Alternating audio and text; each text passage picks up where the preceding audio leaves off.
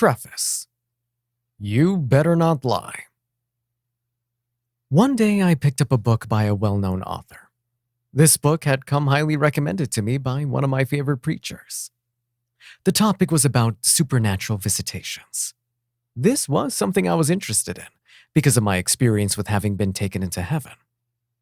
As I began to read this book, there were experiences he said he had which did not seem to line up with the scriptures.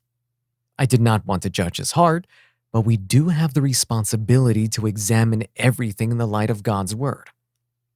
As I was pondering upon the stories of this book, the Spirit of the Lord spoke to my heart. It was as if he was standing right there next to me, speaking audibly. What he spoke to me was rather shocking. God told me that the writer of this book would be dead in 3 months from a heart attack. I asked the Lord why he was telling me this. He said because the stories in the man's book were exaggerated, that judgment was coming. The Lord warned me that day that if I were ever to do the same thing, judgment would come to me. When the Spirit of the Lord spoke this to me, I turned and told my wife. I held the book up and said, in a very quiet, whispering, wavering voice, "Honey, the man who wrote this book will be dead in 3 months from a heart attack." Plus, I told her why the Lord told me this. I wish I had been wrong.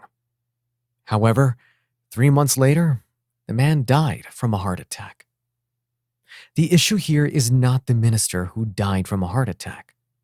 The issue is the warning that God had spoken to me personally about judgment, if I exaggerated.